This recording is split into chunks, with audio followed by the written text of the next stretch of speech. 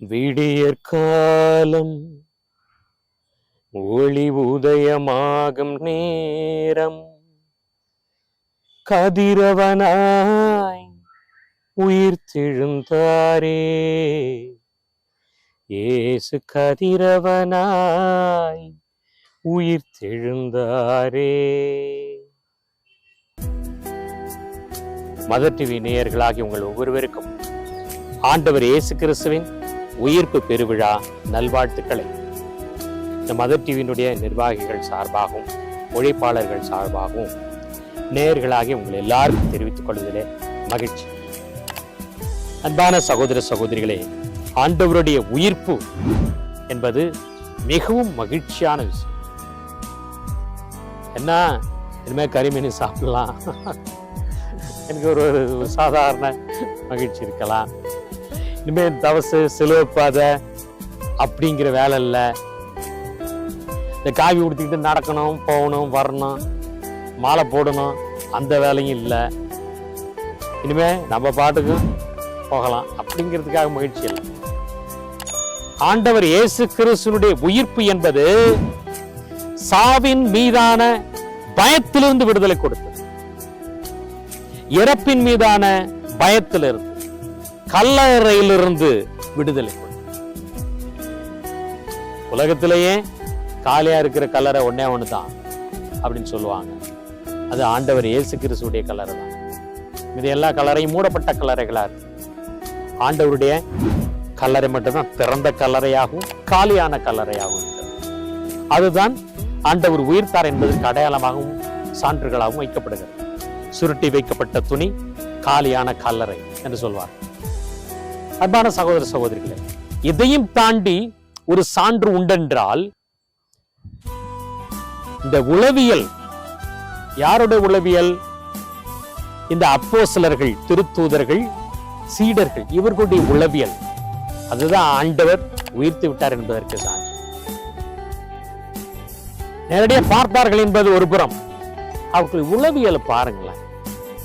ஆண்டவர் இயேசு கிறிஸ்து முந்தின நாள் ஒருத்தன் காட்டி கொடுக்கிறான், அன்னைக்கே எல்லாம் விட்டு ஓடி போகிறார்கள். அதுல ஒருத்தர், ஐயோ அவரை எனக்கு தெரியாதம்மா அப்படின்னு 3 முறை மறுதளிக்கிறார். பதறி அடித்து ஓடியவர்களும், பயந்து ஓடியவர்களும், துணியோட விட்டுட்டு ஓடியவர்களும் ஆண்டவர் இயேசு கிறிஸ்துவினுடைய ஈர்ப்புக்கு பின்னால் எப்படி நடந்து கொண்டார்கள்? இந்த உளவியலை உற்று பாருங்கள். அது ஒன்று சொல்லும் உங்களுக்கு, ஆண்டவர் உயிர்த்து விட்டார், இவர்களை போலத்தான் நானும் இருக்க வேண்டும். ஆண்டவர் உயிர்த்து விட்டார் என்பதை காட்ட வேண்டும். அப்படி சொல்லும் அந்த உளவியல் தான்.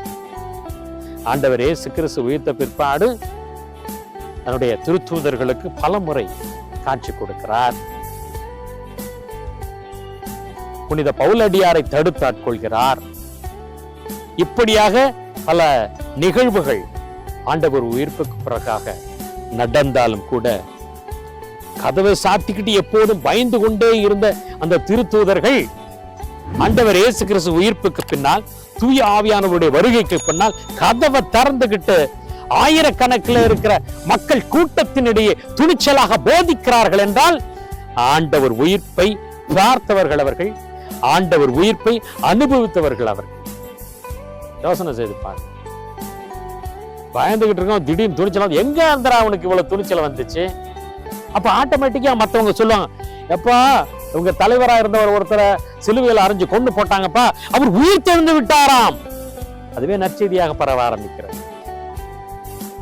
இயேசு கிறிஸ்துவிலே பிரியமானவர்களே, நீங்களும் நானும் ஆண்டவர் மீது நம்பிக்கை வைத்திருக்கிறோம், ஓகே. ஆனா உயிர்த்த ஆண்டவர் மீது நம்பிக்கை வைத்திருக்கீங்களா? அந்த திருத்தூதர்களை பார்த்த உடனே, என்னடா இப்படி பயந்துகிட்டு இருந்தாங்க, இவ்வளவு தூரம் போதிக்கிறாங்க, இவ்வளவு வீராவேசத்தோடு நடக்கிறார்கள், புதுமைகள் செய்கிறார்கள், சும்மா முடமா கிடக்கிற ஒருத்தனை கூட ஆண்டவர் இயேசு கிறிஸ்து பேர சொல்லி, எழுந்து நட, இந்த பொண்ணா வெள்ளிய எதுவுமே கிடையாது, எழுந்து நட அப்படின்னு சொன்னா அவன் நடக்கிறான். என்னடா இவ்வளவு ஆற்றல் எங்க வந்தது, இவ்வளவு தைரியம் எங்க வந்தது? அவர்களை பார்த்து அவங்க தலைவராயிருந்த இயேசு கிறிஸ்து உயிர்த்து விட்டார் என்று புரிந்து கொண்டு இயேசுவை பின்பற்ற ஆரம்பிக்கிறார்கள். இந்த இயேசுவை நம்புகிற கிறிஸ்தவர்கள் உயிர்த்த இயேசுவை நம்பிய கிறிஸ்தவர்களா இருக்கிறார்களா? செத்து போன, கல்லறையில் அடக்கப்பட்ட அந்த இயேசு கிறிஸ்தவர்களா மட்டும்தான் இருக்கிறார். அதனால தான் நம்மளை பார்த்து யாருக்குமே ஒரு உசுப்புதல், எழுப்புதல் வருவதே கிடையாது. எழுப்புதல்னா நீங்க இந்த பரிசவ கூட்டத்தில் எழுப்புதல் சொல்லுவாங்களா, அந்த எழுப்புதல்லாம் நினைச்சிட்டு இருக்காங்க. உண்மையிலேயே நம்முடைய வாழ்வை பார்த்து, நம்முடைய செயல்பாடுகளை பார்த்து, நம்முடைய பேச்சை பார்த்து, இவர்கள் அல்லவா கிறிஸ்தவர்கள், இவர்கள் எல்லாம் கிறிஸ்தவர்கள், இப்படி அல்லவா நாம் ஆழ வேண்டும், இவர்கள் யாரை பின்பற்றி வாழ்கிறார்கள், அவரை பற்றி எங்களுக்கு சொல்லுங்களேன், அப்படி கேட்கக்கூடிய மக்களாக நாம் இருக்க வேண்டும். என்னென்னு சொன்னால் ஆண்டவருடைய உயிர்ப்பு அப்படிப்பட்டது. சாதாரணமா உடம்பு சரியில்லைன்னா ஏன் டாக்டர்கிட்ட போறான்? நீங்களே யோசிச்சு பாருங்க. உடம்பு சரியில்லைன்னா ஏன் டாக்டர்கிட்ட போறான்? ரொம்ப முடியாம போயிருச்சு, ரொம்ப முடியாம போவோம். முடியாம போனா என்ன, அப்ப அப்படியே இருக்க வேண்டியது தானே? செத்து போயிடுவான். செத்து போறதுக்கு பயம், அதானே? செத்து போறதுக்கு பயப்படுறதுனால தான் நோயிலிருந்து விடுதலை பெற வேண்டும் என்று வேண்டுகிறோம். நோயிலிருந்து விடுதலை பெற வேண்டும் என்று சொல்லி மருத்துவரை அணுகிறோம். எவ்வளவு செலவு பண்ணாலும் சரி, எங்க அப்பாவை காப்பாத்து, எங்க அம்மாவை காப்பாத்து அப்படின்னு சொல்லி பணத்தை கட்டுறோம் இல்லையா?